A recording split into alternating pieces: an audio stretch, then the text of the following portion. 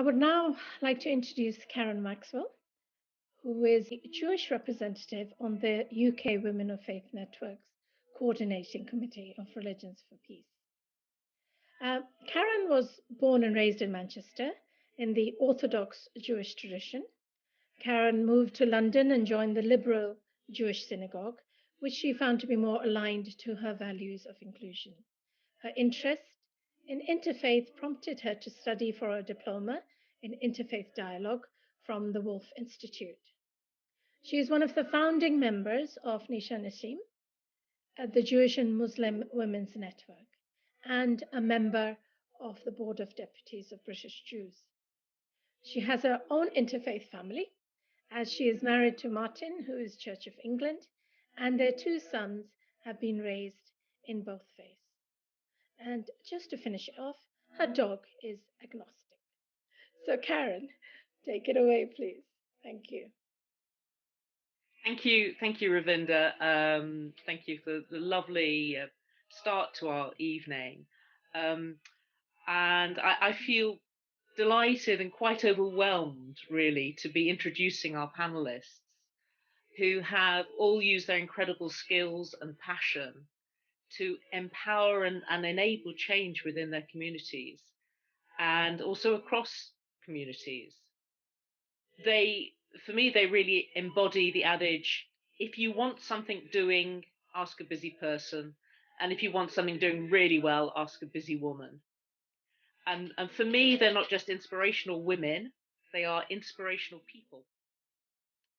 So I'm delighted to introduce our panelists. And first of all, I'd like to introduce Maureen Sier, who is of the Baha'i faith. Maureen has worked in the interfaith field for over 20 years and is currently the director of Interfaith Scotland. Prior to working in Scotland, she taught sociology at the University of Samoa in the South Pacific, probably a little bit warmer, I would guess, than where you are currently, Maureen, which was whilst you were doing your doctoral research. She's married with 4 children and 7 grandchildren. So big welcome to Maureen. Secondly, I would be delighted to introduce Laura Marks, OBE, who is of the Jewish faith. Laura is an interfaith activist and consultant. Amongst many other things, she founded Mitzvah Day in 2008, and then in 2016 co-founded Nisa Nashim, a national Muslim Jewish women's network, and subsequently various other women's alliance groups. She chairs the Holocaust Memorial Day Trust and is a regular contributor on radio and TV. She has 3 children, 2 dogs, and 1 husband. I'm hoping I got that the right way around, Laura. And finally, I would be delighted to introduce Trishna Singh, OBE, who is of the Sikh faith. Trishna is the founder / director of Sikh Sanjog, the only Sikh family support charity in Scotland, and Punjabi Junction social enterprise, the first Sikh women's social enterprise in Scotland. She's also the first Sikh woman in Scotland to have received an OBE, which happened in 2014. So I am delighted to say these wonderful women are our panelists this evening. And so I'm going to make a start with the first question. And probably what I will do is I'll ask the question, well, I'll move around who I ask it first for each question. So the first thing I would be really interested to hear is what triggered you to start on your path of social activism? What were the issues that you noticed and what did you want to change? And maybe Maureen, could I ask you to comment on that first off, please? Yeah, it's funny because you don't think of yourself necessarily on a path of social activism, but I'm thinking back, and when I first saw this question, because they were sent to us earlier, I had to really think about it quite a bit. And And I realised that my upbringing in the Highlands of Scotland, in a town called Elgin, I don't know if any of you know, it was a very working class upbringing. And I can remember as a teenager, my dad coming home from the pub at sort of 10, 10:30 at night and saying, where's my dinner? Is it ready? And, I want my dinner now. And my mum rushing off, scurrying into the kitchen and bringing the food out and putting it in front of him, and him going, it's a bit dry and burnt. And I remember anger as a teenager, thinking, this just doesn't feel right. This is just wrong, and there's no way I'm ever going to live like that. But I didn't have any language to properly articulate it. I didn't have any particular education, and I just had a gut feeling something was out of sync with that. And it was also, as a teenager, it was the 1970s, and I mean, racism was just the norm. Sadly, my dad had worked in Africa, in various parts of Africa, and gone out there as kind of I would say not the boss, but certainly as a worker for Balfour and Beatty, putting up, electric cables and things. And when he would return home after a year abroad, and then he'd be home for a couple of months, and the language that he used was racist. And again, I didn't have any proper way to articulate that I felt that what he was saying was wrong, and wasn't right. And I just wasn't really able to articulate that. And then possibly I was a peculiar child, because at 17, I actually became a Baha'i, and I'd say I was the first Baha'i in the village, so to speak. Definitely in Elgin in the 1970s. The Baha'i faith is a fairly new religion anyway, and there was no other Baha'is there. But when I'd gone to an exhibition that had been up in something called the Museum Hall in Elgin, and I was out with a friend in the park, and I thought it was a bonsai exhibition. I had no idea. I thought I was going to look at small Japanese plants. But I remember going into that exhibition and reading things like, that the founder of this religion, Baha'u'llah, had said men and women were equal in the eyes of God and always have been, and that it was one human race, and that we should not have any prejudice towards people of other races, that all religions were equally, had a right to exist, and where there was one God, and just lots of different ways of expressing that, and different ways in culture and history, and just being profoundly impacted by that at 17. And so it would have been, I became a Baha'i within a few weeks, actually, and I was left home at 17, surprise, surprise, really, moved to Aberdeen. And then I suppose the social activism was just promoting the fact that these were things that I really believed in, and talking about them, and being engaged in that way. And at a young age, really, I got married and I had 4 children by the time I was 26. So, and no education, because I'd left school at 15. So although the Baha'i faith gave me lots of language to say very positive things about the world and about life, it was only many years later, when my youngest child went to school, and I decided to go to university. And, and that took quite a few years to get the qualifications to get to university.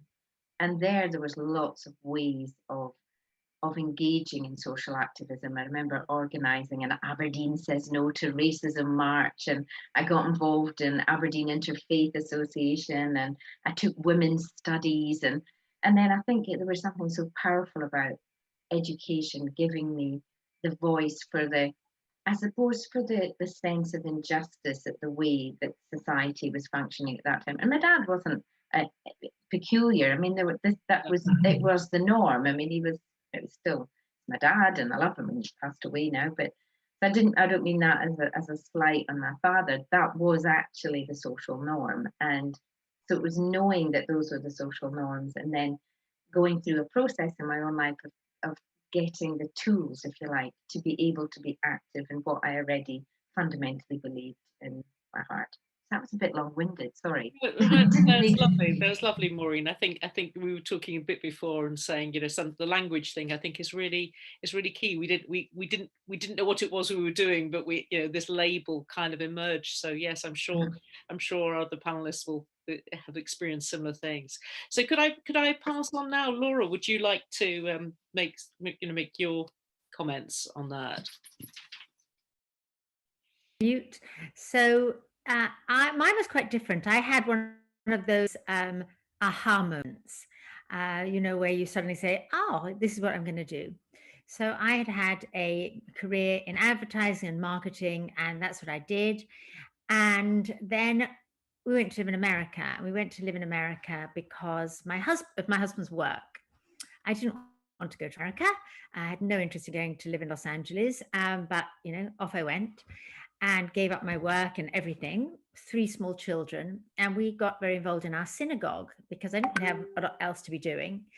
So I got involved in our synagogue, which was called Temple Israel of Hollywood, would you believe? Really was. We had a thing called a Mitzvah Day. And if you Google it, you find all over America, a lot of the most progressive, in terms of religiously progressive synagogues, had a day of good deeds. And not only at our synagogue did they have a day like this, so they were all randomly spotted around America, but it was done with people from other faith groups.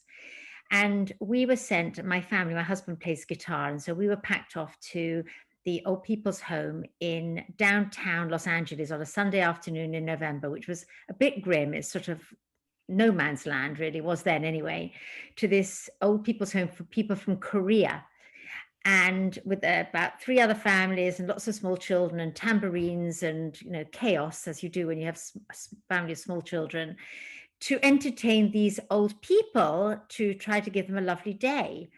Anyway, we found ourselves there. We couldn't communicate with them. We didn't know what was going on. We tried every song in the book and eventually realized that they, like us, knew the Beatles. So we spent a couple of hours, you know, banging the tambourines, dancing, walking around, singing Beatles songs. And I realized that all of a sudden this was getting through to these people, and that their hands were tapping and they were nodding along, and some of them were singing and some of them got up to dance. And I realized that it was getting through to my children. So my children, who were only small at the time, I think 2, 6, they got it too. They understood, even at that tiny age, that they were making a difference to these people who for them must have been ancient. I mean, they were pretty old to me, but, you know, and they realized, and the elderly people realized, and I realized. And that moment was when I decided that was what I was going to do. I was going to become a social activist. And I used all of the skills that I'd learned in 20, 30 years of marketing, because I've been working in advertising and marketing. I realized I could use those skills because I could help provide people with something that people want, which is a way to get involved in social activism. And that was the birth of Mitzvah Day, which is now in about 30 countries around the globe altogether on one day. But it was that moment where I realized that this was what I wanted to do with my life. Thank you. I mean, I think it's interesting, the music thing. Definitely, music is an amazing medium for kind of connecting people. So, you know, very smart. And thank you. Thanks very much. And now, Trishna, could I ask you to comment? Well, yes, I was born in Glasgow. My parents came to Scotland in the week of the partition of India. So they arrived here in the late 1940, around about the end of 1948. So myself and my siblings were all born and brought up in Glasgow. So we were that first generation born and brought up in Scotland. And we, you know, we were surrounded by the Sikh faith and things like that. But we were very isolated in that sense. We didn't know we didn't know the difference between what women's rights were. And similar to Maureen, I watched all of that kind of, you know, the culture the internal culture of the Sikh community, how they lived in the villages that was planted here. So growing up from a very early age, I found it quite difficult to watch. So and then the Gurdwara, the Sikh temple, was, and by 1958 there was a Gurdwara in Glasgow, and that was where the most of the Sikh community congregated. And it was from attending there on a regular basis with my parents that we watched and I observed other women from the Sikh community grew larger, and people were coming in. There was more immigrant people coming in to Glasgow. So for me, growing up and watching how the differences were between the upbringing that we had as girls from parents who came from the very rural areas of India and who were considered as village folk, so their customs were very different to the new influx of people that were coming in. So my observations of growing up, you know, at the age of 5, 6, 7, just watching how the women behaved, how the women from the other Sikh community kind of behaved, and how my mother and our, you know, peers we were always restricted and what we could do, what we couldn't do. And there was always this kind of thing about, but this is the way we do it, if you questioned anything.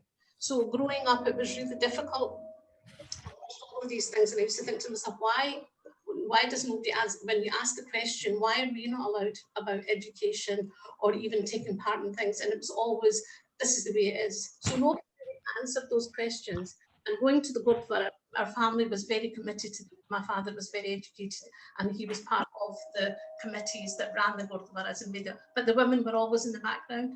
So people like my mum, you never saw them going forward, but we would observe other women coming forward. And there was, you know, we were actually kind of like completely living a village lifestyle at home. So education and everything that other people had access to in the 60s through education, our education was limited. We were allowed to go to school, but I actually had to leave school at the age of 13 because that was the culture of the community. And so for me, there was always this question of why. And then going to the Gurdwara and then listening to what was being said in the scriptures about equality and everything, this used to really upset me, and I used to question it and, you know, ask my mother that why is this, why are we having to be so restricted? So I didn't know that at that point I was actually becoming a social activist. I didn't even know at that time. But it was kind of always questioning and thinking, how do we make change? How can we change things? And over the years, it came to the stage where you thought nobody else was going to come. Nobody came, none of the other women came forward to our community of women to encourage or support or say to them that perhaps you can try this. So that was always going on. And I got married at the age of 21. And I moved to Edinburgh, and I had been married for about 10 years. I had 2 sons at that time. I have 4 children, but my youngest son was involved in a car accident and he died in 1984. And for me, that was the catalyst when I realized that actually we're invisible to the external community, but in some ways we were invisible internally as well, because when I was looking for support, I was offered support, but it wasn't, people couldn't understand the culture. And internally, I was told by my mother and my mother-in-law that this is the way it was. And then I had 2 daughters. And when I looked at my daughters, I thought, I cannot sit back and allow them to go through these cycles of, you know, being held back from education, from everything. And it was always just because there was no answer. There was never any clear answer. There was always this. And that's when I decided that I would need to do, if we wanted any change, then we would have to make that change ourselves. And then that's how, you know, nearly 30 years ago, that I kind of, with myself and some other women, we got together and we created Sikh Sanjog. And we built it on the basis of making sure that it was accessible to the women from our community. So we took on board all of our internal cultural barriers that nobody else could see, and to make it a safe space. And it was, you know, and over the years, it was very challenging. I had left school at 13, so I had no formal education. I went to university at the age of 51, and I did a degree in community learning and development. And, you know, that was after nearly, I don't know, about 10, 15, 20 years of actually working in community development. But all of these things happened, and it was kind of like a process, and we felt that, but the women from our community didn't even know that they were being held back, because everything was just so, this is the way it is, and this is the way it goes on. But the main thing that I felt really that really pushed me was the fact that there was no, we were always waiting for somebody to come. Even, like my mother died 35 years ago, and when they were younger, when they were here, there was not that extended hand from any other community of women to actually help them, to lift them out of that it was a form of discrimination. And so for me, it's always been, it was that inside me. And then, like I said, I mean, I've known Raminda for a long time, and Maureen also, and when people say things like you're an activist, actually, I didn't know, but I very early on, from the age of 5, I was questioning whether it was in my head or openly with my mother. I have 2 sisters who are older than me, and they both were kind of like, I was a troublemaker. But if we hadn't, our women would not have been on any platform at all, or even been visible, Yeah. So, yeah. Thank you, Trishna. I mean, it's interesting again. Some of the similar themes coming through about, as women of that generation, some of the things that we were noticing that everybody else was putting up with and we were questioning. So it's very interesting to see that same theme that's come through what each of you have said about seeing something and saying, why don't we? Let's get on with this. And I think that's very much sort of characterize the sort of work that you've been doing. So thank you very, very much for that. Okay, I'm going to move on to the next question. I'd be very interested to hear if we sort of think a bit more about our faiths. And I think, there are probably some very evident from what you've already been saying, experiences within some of our faiths where women are not empowered. But I'd be really interested to hear if you can sort of share with us the ways in which our faiths do empower women, whether that comes from our scriptures, from historical precedents. I know within the Jewish faith there are a lot of very strong women role models, but maybe there are just examples of inspiring women from our cultural experiences as well.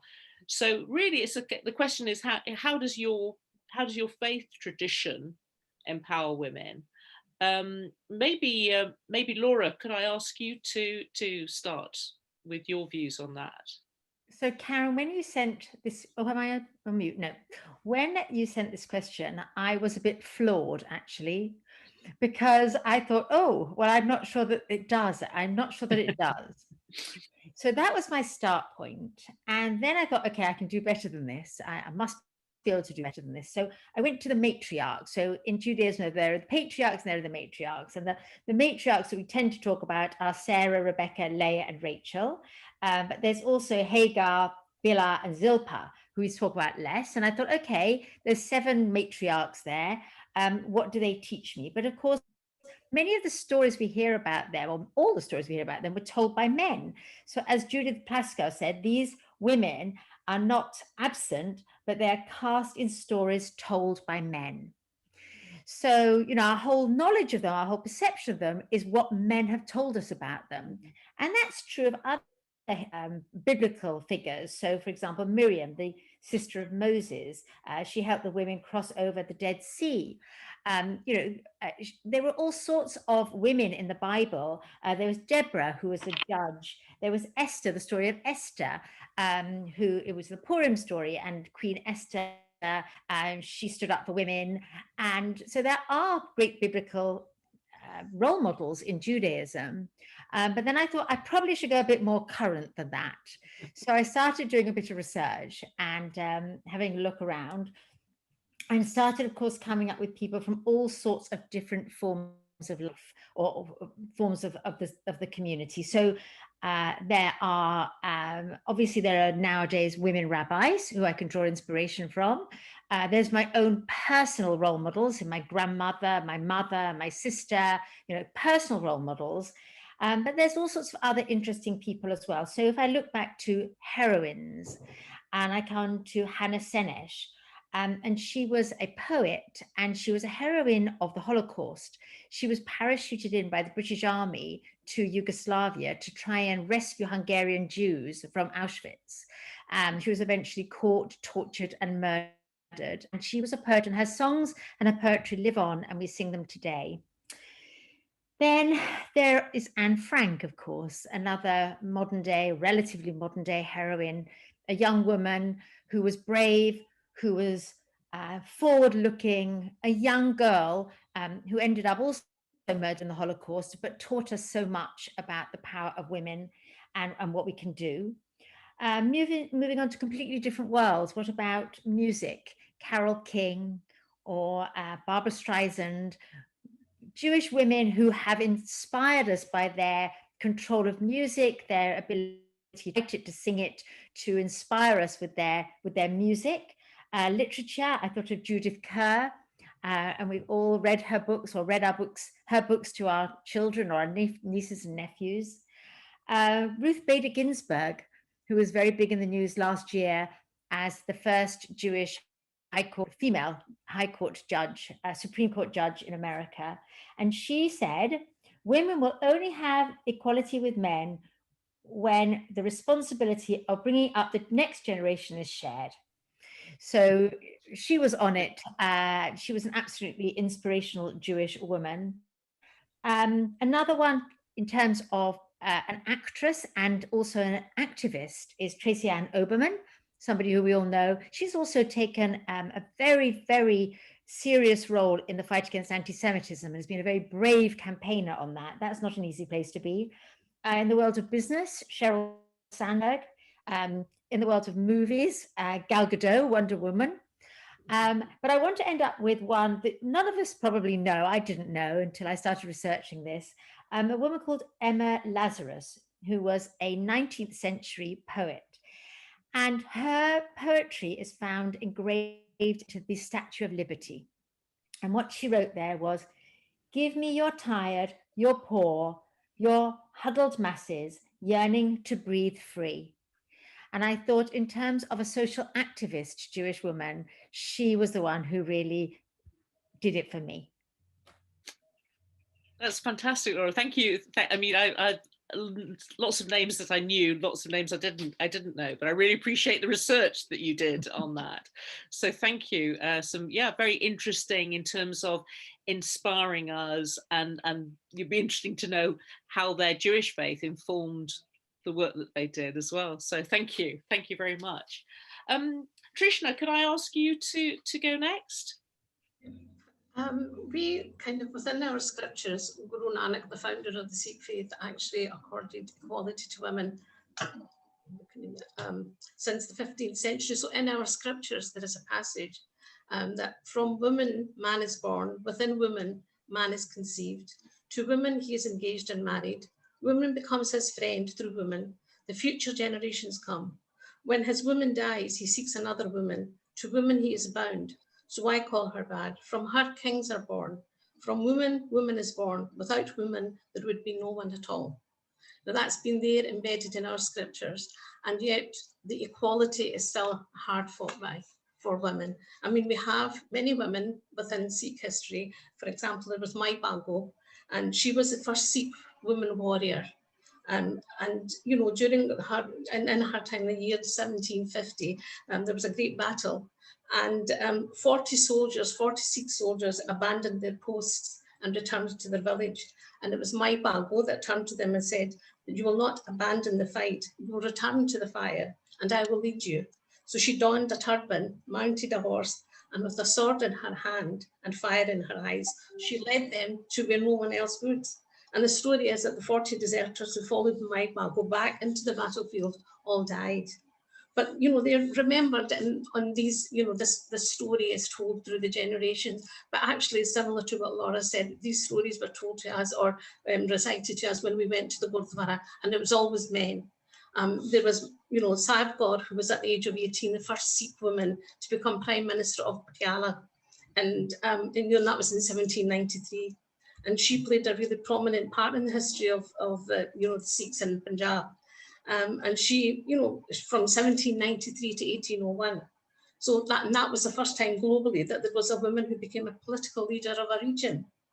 And then just recently, through our research and things, we've discovered that Princess Sofia Jinda Alexandra Dalip Singh was the daughter of Maharaja Dalip Singh, the last Maharaja of the Sikh Empire. And he was also adopted by Queen Victoria and was brought over here, and he settled in Persia. But she was involved with the suffragette struggle alongside Emmeline Pankhurst at that time. But these were things that we didn't know about. What we were, everything was always at the Gurdwara. You heard these stories. And as I said, it was always men that were reading them out. So you didn't really see a physical role model there as, teaching or telling women stories about women. It was always the men. And then again, you come back to the fact that sometimes on a personal level, I think we look to the historical aspect of role models, but also for me, it's been actually looking at the women from our own, lives, and like our mothers and grandmothers. I mean, they were our inspirations, but we didn't even know it. They came here in the 40s and 50s, as I said, because of the partition, and they were the hidden heavens. They suffered so much. They suffered discrimination internally and externally, but they fought lots of invisible battles, but they were never recorded. No one ever gave them the time to ask them what they went through, what they were doing, and most of these women are now dead. But they kept their culture and their traditions, and they kept that alive, and that's why we now, 50, 60 years on, we're able to understand and learn more about our religion and culture in the way that they taught us verbally. But basically, I mean, when I think about it, we've had empowerment since the 15th century, and we heard about the Sikh women who fought in the battles and ruled kingdoms. But this was, as I said, always passed on by Gyanis or Gurdwaras. So I think there's something there that's still not correct about the way we hear our history. Even now, there are many Sikh women across the globe that are doing many prominent things, even in India, but we don't hear about them in the way that you would read about other women in history. And it's, and it's, you wonder how the future generations will be able to relate to this. Yes, yeah. Trishna, I think it's something I wasn't aware of at all, but I think a very, very interesting thing that you shared with us, that as you say, women were empowered and had an equal role from 15th century, and yet there is still this, even now, this prejudice and discrimination. So I think that, we've still got a way to go, probably. I have to say, even although it's been there embedded in the scriptures, it wasn't until about 25 years ago that when I kind of took an interest and started reading, that I actually found out that we have had equality since the 15th century, but nobody bothered to tell us about it because it was men. Okay, thank you very much, Trishna. So if I can hand that question now to Maureen, please share some of your Thanks, thoughts. Karen. Gosh, those have been such inspirational stories already. I don't even know where to begin to follow that. I was thinking of, within my own faith tradition, as a Baha'i, the equality of men and women it's just one of those things that's just absolutely taken for granted. But of course, coming from the background that I did, I had to kind of learn how to live that, learn how to be that, you know what I mean? Because we do inherit all our cultural baggage. But so I suppose the women that have inspired me have been really, there was one woman called Tahiri, who's at the very early stages of the Baha'i faith, and she was murdered for talking about the emancipation of women, and that women shouldn't be oppressed and women should have equal rights to education and all of those things. And her, it's recorded that her dying words were, "You can kill me if you like, but you will never stop the emancipation of women." So there was those kind of powerful things echoed in me as a young girl of 17. But probably one of the people who impacted on me the most as a young woman, I think I'd mentioned that, the culture around the 1970s in the northeast of Scotland was, well, particularly in the kind of, family situation and wider, was quite racist. And so I decided I'd be quite radical and I would pack my bags. I worked 3 jobs for a year and a half, saved enough money, packed my backpack and went off to Malawi on my own, went off to Africa on my own, because I had this sense that although I'd intellectually accepted that, that what Baha'u'llah said about it being one human race was absolutely right, I was frightened that the racism that I'd heard growing up was still somewhere in me, And I thought the only way to challenge that is to get out of this culture, go somewhere that's, you know, that isn't white. Malawi wasn't white, and live it and be there and just know in my with all my being that that that somehow, you know, that the world is one human race. And when I got to Malawi, I was very early on introduced actually to an American lady called Suzanne Locke, who is a Baha'i, and she was just incredible. I mean, she had a hat built in a village. Her daughter was home educated so that she could be there in the village. She spoke fluent Chichewa. She was as African as any American could be, if that makes sense, you know. And there was something about the way that she lived and embodied her absolute belief that it was one human race, and the courage that it took for her to do that. That really, it was just a joy to be with her. It was a joy to live. I mean, when I was in Malawi, the whole time I was just living in African village. In fact, my dad said, "You're going to be murdered. You're going to be murdered." That was his, you know, the sense that if, you know, as a 19-year-old wandering around the villages of Africa, I would somehow or another come back dead or not come back at all. And of course, that was absolute nonsense, because what I experienced there was more kindness, more love, more. Uh, I mean, it was just totally life transforming for me. And I think it was the courage of someone like Tahari, who was willing to die for her beliefs, and the courage of someone like Suzanne, who was willing to really live for her beliefs, that just made me feel that somehow within your faith tradition, when you see things that are empowering and enriching and ennobling, that you've got to just find a way to live it, you know, that it's not enough to just believe it. And they were certainly huge examples of that. And then in our kind of more recent history, there was an amazing Baha'i called Martha Root, who decided that she was just going to spend her life, and this would have been in the 19th. Should probably have written it down. See, the rest of you did your research really well. I think probably it would have been in the 1920s, 30s, 40s, and 50s, all her life actually. She just packed up and traveled the world. I mean, her mission was to share the message of Baha'u'llah with people, you know, that was her thing. But her courage in doing it, you know, she went to places that women just didn't go, you know, and she went on her own.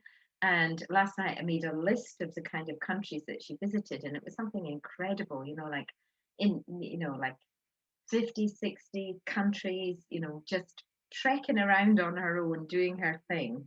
And I think I've always had a bit of a wanderlust as well. So she was the example for me when it was, you know, as a mum of 4 kids and deciding that we were going to sell our home, pack up and go live in a Pacific island for 5 years. It was someone like Martha that I thought, well, she could do it. She could travel the world. She could live in all these different cultures and relate to people in a really warm and loving way. Then I can do it too, you know. So there's been a lot of inspiration within my own faith tradition. But I would say Tahari from history, and Martha Root in a way from history as well, and then Suzanne from just my own personal experience of being with someone who really embedded their beliefs and it within themselves. They've just been great role models for me. And I'm sure there's many others I can think of, but that's enough for now.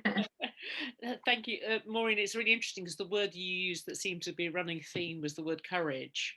It's an interesting thing for us to think about, kind of our own courage and what gives us courage and who inspires us with courage. And when we observe courage in other people, does it sort of rub off on us? So it's a very interesting kind of theme running through, I think, a lot of what we're talking about this evening. So thank you very much, Maureen. Can I just hand over? I think Ravinda, there was something that you wanted to add on this area. The other thing, a lot of women, like Trishna said, don't know what is written in their scriptures about the honor and status of women. And so we made an exhibition and a booklet called The Dignity of Women, Scripture Reflections, looking at the scriptures from the 9 different world religions, so that women can empower themselves. So please, if you would like a copy of that, I can send that to you. So don't think that there aren't positive sort of verses from the different scriptures of the world's religions. You can use them as a tool if men are sort of misrepresenting the religion as and the true religion really says something else. So I think there's a difference between what is in the scriptures and what has been conveyed culturally. So we need to have our voices being out there saying, no, this is not what the scriptures say, and challenge men when they misrepresent the religious scriptures. Thank you, Ravinda. I think it's this courage to challenge. The sort of the third question that I'd really like us just very sort of briefly to touch on is, how have you overcome any of the barriers that your faith tradition might have thrown up? So I'm specifically interested if, we talked a bit about some of where some of our faiths seem to present barriers to us. And if you have one or two tips or ideas or thoughts about how you've overcome those barriers, and which might be interesting to sort of enable us to have the courage to do that challenging. So Trishna, would you be happy to kick off that short discussion? For me, it was I started off with reading the scriptures to understand them myself. And I read it over and over again, and it made me see there was many passages, as Ravinda said, in the scriptures, but there were some that kind of resonate with you, and you can use them. So I read, and there is like the first passage that I read out about the equality of women, and then there's one that kind of says that the person who oppresses you, the oppressor, is committing a sin. But if you remain oppressed, you're also committing a sin, because God's given you the courage and the strength, that the same that's instilled in men within you as well, and you should stand up for your rights. So for me, that was, it was kind of like Ravinda will understand in Punjabi, anybody else that does that, Baap karan wala bhi papi, the baap sehn wala bhi papi. And so for me, those words were really, I ingrained those in my mind. And then I applied some of those to my day-to-day life. And then throughout the years, that's been some of the wording that I've used to encourage other women to be able to step out and stand up for themselves. And I think the scriptures gave me that strength to challenge the community. And sadly, it was male and female that we had to challenge. And it was, although at times through our work, I was encouraging women to forget their own cultural traditions and become more Western, and yet our scriptures were so clear about all of this, and people were just, and the other thing that I did was also create a very thick skin around myself. I used to think, I used to say that I've got a hide like an elephant, because there were so many rumours and so many things that were going on, spreading in the community about what we were doing, what we were trying to do, how we were influencing women. But, and then there's the second chapter that was one of the other things that I read, and it was, and I'll read it in English, but in the Punjabi way it sounds, but I'll just read it out to you, because I read this over and over again, and this is what I used as my motto, you might say. So it was, "Dear God, grant my request so that I may never deviate from doing good deeds, that I shall have no fear of the enemy when I go into battle, and with the determination I will be victorious, that I may teach my mind to only sing your praises, and when the time comes, I should die fighting heroically on the field of battle." And in life, there are many variations of what battle is. And in 1699, that was on the battlefield. Our 10th Guru read that passage out to his soldiers and his warriors and everything. But in 1989, for me, when I founded Sikh Sanjog, it was an invisible impression that we were fighting. Nobody knew about it, nobody could touch it, nobody could explain it. So it was taking that sort of personal responsibility for myself and looking at how we could support women. And, even today, we've got lots of women, the Sikh women hesitate to participate in their local gurdwaras. The gurdwara is the hub for the Sikh community. That's where everything goes on about the community, things happen. And yet the women don't come forward to take part in those. They're encouraged in some ways, but there's always that pull to the back to think that, oh, I shouldn't be on that stage. We don't see women performing the services, holding the services, taking the services, and yet they have that equality. And there's many women that have all of those, they have all of the understanding of how to perform and how to do this. And even even in the Golden Temple, which is a seat of Sikhism, of political, of everything, and yet even there, with all of this embedded in our scriptures, we still have men dominating that, and women are not allowed to lead the service there or take part in it. And that's, it's sad when you have something that is so clear in its teachings, and we have been held back. So for me, these passages are very, very important, and they've helped me and given me the strength and courage not to be afraid and stand up, and not to be afraid to say to other women that we're not going against your religious, cultural values. You're actually, you have them, they're in your hand, and you should be using them. Yeah. No, Trishna, I think that's fascinating. I think it's that not allowing ourselves to think that somehow we're going against our faith by doing this, and it's actually embodied in the Sikh writings, and I think we'll find that across the board in terms of most religions. I know, talking to my friends from the Muslim community, they say a lot of the things that we believe are actually not in the Quran. So thank you very much. So if I could hand over now, Maureen, if you've got a few words to say on this subject. I was thinking barriers within, it's almost like the faith, my faith has broken down so many barriers, and I was sort of kind of trying to rack my brains to think, has there been a time where, and actually there was something almost the opposite but it still was about a cultural barrier in a way, and it was when we were in Samoa, and we have something called a Baha'i Convention, where we elect men and women to serve on our National Assembly, to guide the national affairs of a community. And of course, I was doing my research on women and religion in Samoa, and I had, uncovered all sorts of things and other faith traditions that needed challenged and looked at, and Samoan women were with me doing this, and it was all great.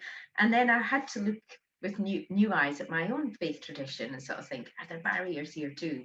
I just wasn't finding them until it's only once a year this national convention is, and I go to the national convention. I've been to lots of national conventions in the UK, and there's lots, women and men are absolutely equally, go forward as delegates are voted to go forward as delegates to national convention. So then I saw the delegates go forward for the Baha'i National Convention, and someone, it was all men. I was thinking, what's going on here? This is bonkers. Where on earth would you have every single delegate as a male? This is not the Baha'i way.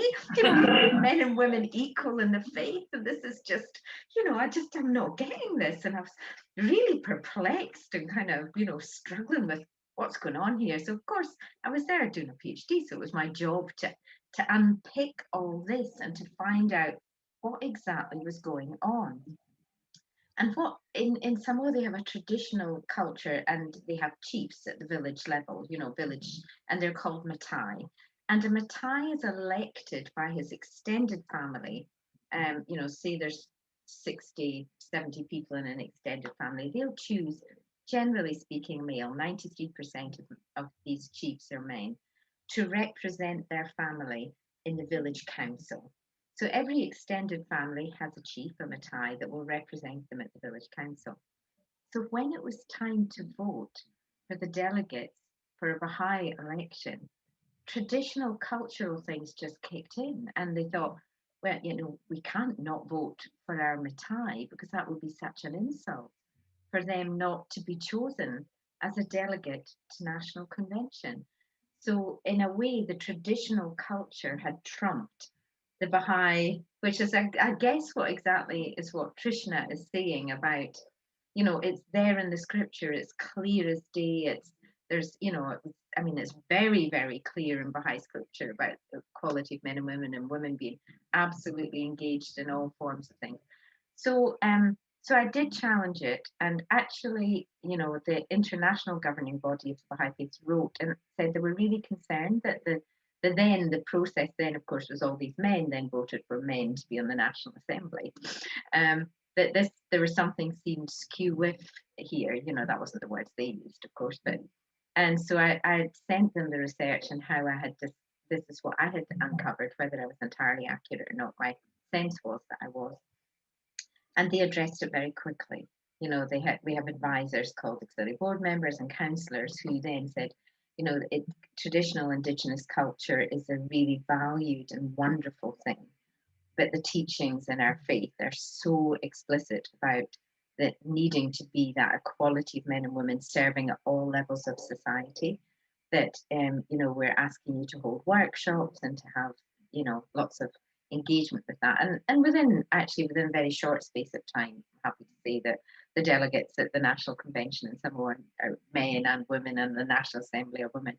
But it's quite interesting that it needed, in a way, I suppose I was, I mean, although I absolutely love Samoa, I was in a way, I was an outsider. You know, I'd stepped into a liminal space and I was looking with fresh eyes at something that people there were taking absolutely for granted because that was the cultural norm. And I was going, that's not the cultural norm within our faith tradition. So what's happening here? And it was, you know, so that was a time where I suppose I had seen a barrier and was articulated that I had seen that barrier to women's participation in Baha'i elections, and I had expressed it very vocally and written a paper about it, presented it at a women's conference in Brisbane. It had got through to the international governing body, and then things began to unravel and it was challenged and changed. So I suppose as women we have a role to challenge and change situations when we see them. And luckily, the men, and only once did I have a man say something to me, a Baha'i, that was not the right thing to say. And it was, I was asked to serve as an auxiliary board member. And this particular Samoan man said to me, nobody will take you seriously because you're not a chief and you're a woman. And I said, well, guess what? I'm going to work with the women and children and they'll take me seriously.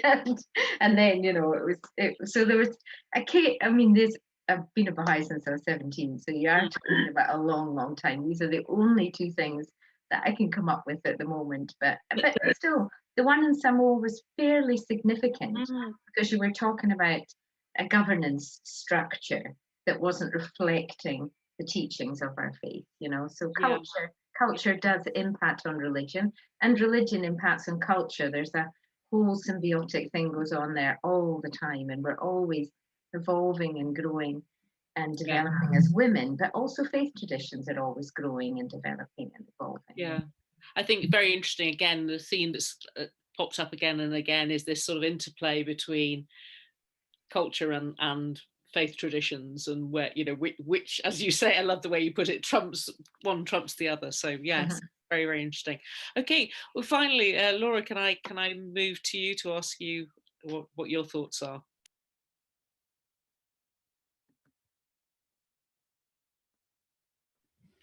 No surprise that in Judaism, we've also got an issue with our men. No surprise that there's this intersectionality, if you like, between culture and religion and what's in the scriptures. And, you know, and whilst many women will think that their perception of Jewish women is that we have got plenty to say for ourselves and we're super confident, I can tell you that when you put us in a room full of Jewish men, the men dominate. I mean, the men dominate. That's where we're at, right? So just to take a slightly different perspective on it, here's some of the things that I've been involved in over the years to try to counterbalance some of this. So research and data. So in 2011, I set up a commission on women in Jewish leadership because of all of these issues. There were no women to be seen. So I led this commission, and we methodically looked at what are the reasons why there are so few women in leadership roles in the Jewish community. And, you know, a lot of these were cultural. Some of them were the things you've talked about misuse of the scriptures in order to keep us in our place, overburdening us with family responsibilities. You know, an enormous amount of it was cultural, but embedded in. So we did this commission and we came up with recommendations to change things.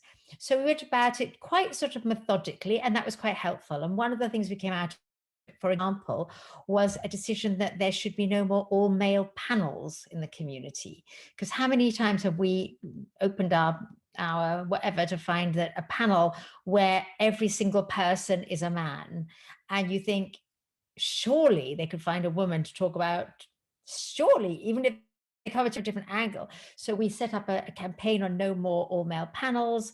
You know, we set about trying methodically to change things. We introduced a thing called a gender equality plan that was intended to be introduced into Jewish organizations to get them to look internally at their own structures of how they hired people, how they promoted people, and to think whether they were gendered in the way they did things. So we did go about things quite methodically, and there's a lot to be said for actually taking the bull by the horn and saying, okay, let's look at this and let's look at it properly. Another whole area is around partnerships. So Nisana Sheen that Karen mentions, Karen's very involved with, you know, it's a Jewish Muslim Women's Network, a partnership of looking with another faith group or another group of people and saying, what are the similarities here and how can we do it together, and can we work together to do this better? So partnership is a good one. Another one is structures. I'm a great believer in structures. So for example, I chair for my sins the Alliance of, I co-chair actually, the Alliance of Jewish Women. And that again is another organization, small organization, but we are there to do something specific, which is to speak for and about women. And again, by having a structure, it enables you to do things in a way that as an individual is much more difficult. And the last one I put down was following others.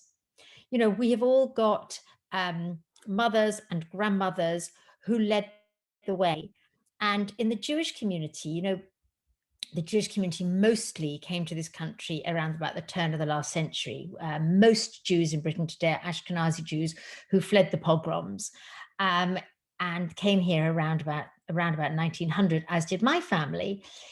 So I've got grandmothers, or I haven't anymore, but I had grandmothers who were trailblazing in their own way. And all of us, even if it's not our mothers and grandmothers who we look up to as role models, nonetheless, there are women along the way, and we can sort of step on their shoulders, and we then can allow younger women to step on our shoulders. So in terms of structure, it's a ladder. Thanks, Laura. I think some really good tips, and I know that, you know, we've been involved in discussions together about the sort of support from other communities, which does bring strength. And I think what we've heard a lot this evening is actually some very similar themes and experiences. I mean, obviously there's specific differences to different faith groups and different communities, but I think that kind of that partnering and comparing, and sometimes you realize actually maybe your own community isn't as bad as you thought. So thank you. But I really like you just, you know, maybe one short piece of advice for women that are the next generation of women who are coming through, who are seeing things that they want to challenge and change. What's your one piece of advice to help them keep going, even when they're kind of facing some degree of some barriers or some kind of resistance? Maureen, can I ask you just to, as briefly as possible, answer that question? Well, I was going to, originally I thought I would say that my advice would be to be hard on yourself and gentle on others, because I think we have to continually be pushing ourselves to grow and develop. But that now doesn't sound quite right when I've listened to everything that I'm saying. So my advice would be whatever situation that you're facing, still be gentle with yourself and with others. I think it's important. Right. Thank you. Trishna, would you like to just your one piece of advice?